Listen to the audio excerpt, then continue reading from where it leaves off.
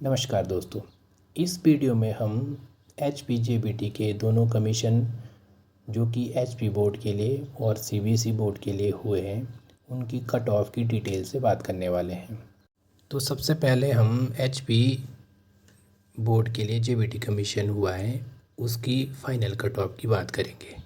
और उसके बाद जो CBSE बोर्ड के लिए जो JBT कमीशन हुआ है उसकी स्क्रीनिंग की कट ऑफ और फाइनल कट ऑफ की बात करेंगे और जो है दोनों कमीशन का एक दूसरे के ऊपर क्या इफ़ेक्ट बनने वाला है ये भी हम देखेंगे। और फिर हम देखेंगे कि दोनों कमीशन में जो है ना मूलभूत क्या अंतर है और यदि किसी कैंडिडेट का सिलेक्शन दोनों में हो जाता है तो उस केस में जो है ना उसको ज्वाइन करना ज़्यादा बेहतर क्या रहेगा। तो सबसे पहले बात कर लेते हैं HP बोर्ड वाले JBT कमीशन की। आपको पता है कि इसका DB शेड्यूल जो है ऑलरेडी आ चुका है और 7 जुलाई से लेकर 21 जुलाई तक जो है ना DB शेड्यूल HPRC द्वारा दिया गया है और इसका स्क्रीनिंग रिज़ल्ट भी जो है ना बहुत पहले आ चुका है। लेकिन अभी भी जो है स्क्रीनिंग की जो कट ऑफ है उसके बारे में बहुत सारा कन्फ्यूजन है। कन्फ्यूजन होना भी स्वाभाविक है क्योंकि बहुत सारे शिफ्ट के बच्चे ऐसे हैं जो ये क्लेम कर रहे हैं कि भाई उनका जो है ना 70-71 पर भी जनरल वार में उनको कॉल नहीं आई है, जबकि कईयों कैंडिडेट ये क्लेम कर रहे हैं कि भाई जो उन्हें जो है कॉल आई है। अब इसमें उनकी भी गलती नहीं है, हो सकता है वो सच बोल रहे हो क्योंकि जो है नॉर्मलाइजेशन है ना वो किसी को भी इसका आइडिया नहीं है कि नॉर्मलाइजेशन में जो है किस शिफ्ट को कितने मार्क्स उनके जो है बड़े हैं। और रही बात स्क्रीनिंग के कट ऑफ और फाइनल कट ऑफ की, तो ये किसी एक फैक्टर के ऊपर निर्भर नहीं करता है। इसके लिए जो है ना 2-3 फैक्टर्स जो है इम्पोर्टेंट है, जैसे कि भाई नॉर्मलाइजेशन में किस शिफ्ट को जो है कितना स्कोर मिला हुआ है और दूसरी बात है कि जो शिफ्टिंग जो है किस लेवल की हुई है। जो रिज़र्व कैटेगरी है उसकी जो शिफ्टिंग है जनरली वार में जो है वो किस लेवल पे हुई है, ये भी बहुत बड़ा इफ़ेक्ट डालता है।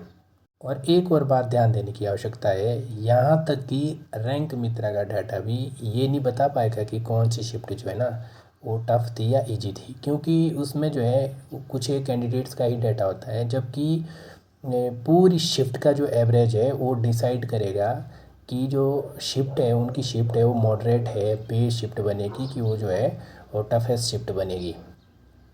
अब यदि बात की जाए फाइनल कट ऑफ की HP बोर्ड वाले JBT कमीशन की, तो इसमें जो है ना जनरल UR की जो फाइनल सिलेक्शन है विद नॉर्मलाइजेशन मेरे हिसाब से 73 से 74, EWS में 68 से 69 और SC ST और OBC जो है ना वो 65 और 66 रहने की संभावनाएं हैं। ये एक केवल प्रिडिक्शन है, केवल रैंक मित्रा और जो रैंक चेकर है उसकी डाटा के आधार पर। इसमें शायद ज़्यादा चेंजेस नहीं होंगे, सिर्फ प्लस माइनस 1 जो है ना सभी कैटेगरी में मतलब चेंजेस होने की संभावना है।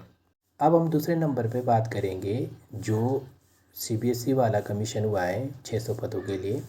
उसकी स्क्रीनिंग और फाइनल कट ऑफ रहने की क्या संभावना है। और इसकी कट ऑफ का पहले वाले JBT कमीशन से जो है ना बहुत बड़ा संबंध है। यदि HP बोर्ड वाले JBT कमीशन का रिज़ल्ट पहले आ जाता है, इसकी जो कट ऑफ है ना वो 2-3 मार्क्स और नीचे जाएंगी सभी कैटेगरी में। और यदि ऐसा नहीं होता है तो इसमें जो है ना मार्क्स जो है ना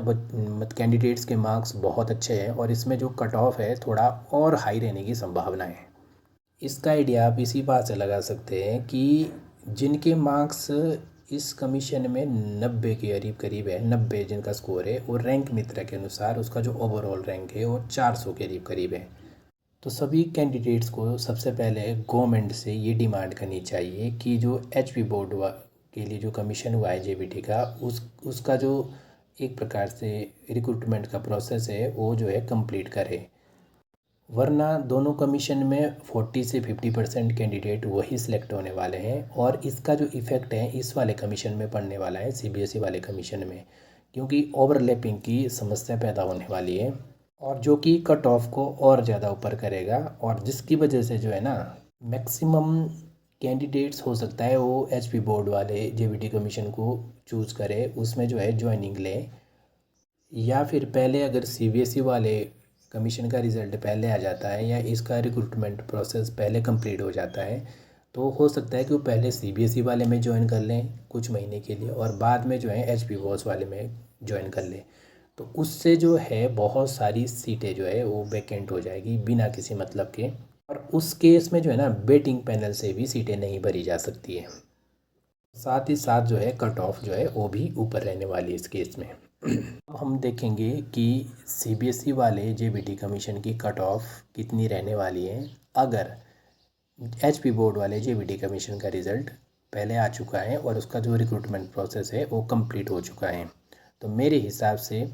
तो इस केस में जनरल यूआर की स्क्रीनिंग की कट ऑफ 85 तक और फाइनल सिलेक्शन 90 तक, और ईडब्ल्यूएस में स्क्रीनिंग की कट ऑफ लगभग 82 तक और फाइनल सिलेक्शन 84-85 तक,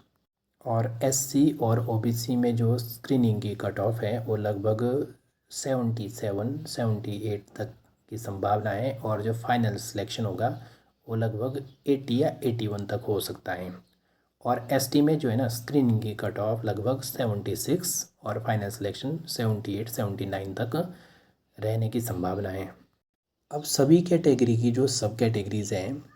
उसकी जो कट ऑफ है वो जो 1-2 मार्क्स जो है ना वो नीचे ही रहेंगी मेन कैटेगरी से। और यदि सीबीएसई का रिज़ल्ट पहले आ जाता है तो ये जो कट ऑफ है वो फिर ये जो है 2-2, 3-3 मार्क्स जो है ना सभी कैटेगरी की जो है वो ऊपर रहने वाली है।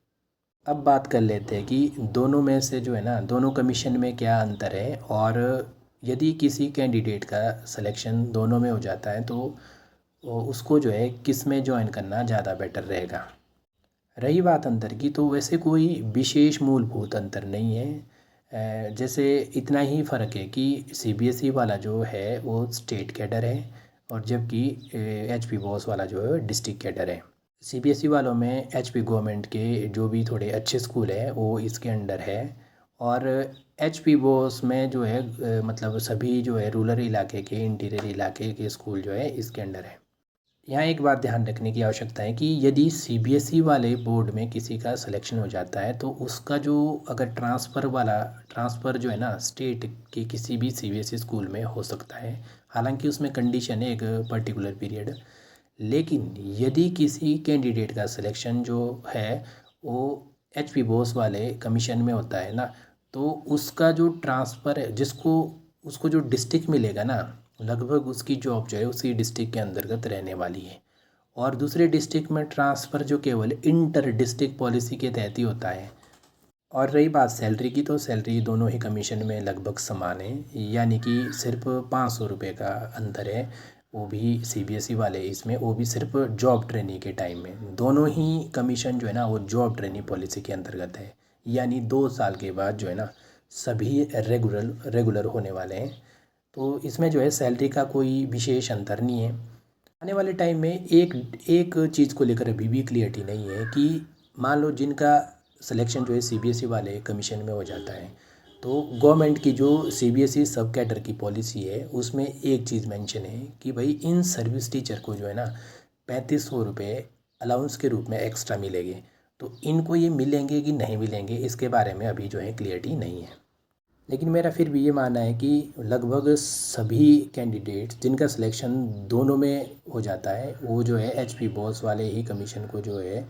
उसको ज्वाइन करेंगे, और उसका बेनिफिट जो है ना और करना भी चाहिए, और उसका बेनिफिट जो है दूसरे कैंडिडेट्स को भी हो जाएगा, खासकर सीबीएसई वाले कैंडिडेट्स को। वहाँ से जो है उस कमीशन की जो है बेटिंग पैनल से बहुतों का सिलेक्शन होने वाला है। बस शर्त यही है कि पहले वाले कमीशन का जो रिक्रूटमेंट प्रोसेस है वो जल्दी कंप्लीट हो जाए। तो इस वीडियो में हमने एक डिटेल से एनालिसिस किया है। ये जो कट ऑफ की मैंने बात की है ये केवल एक प्रिडिक्शन है। आप दोनों ही कमीशन में अपना अपना स्कोर और जो कट ऑफ क्या रहने वाली है इसकी प्रिडिक्शन को जो है ना कमेंट बॉक्स में जो है मेंशन कर सकते हैं। धन्यवाद।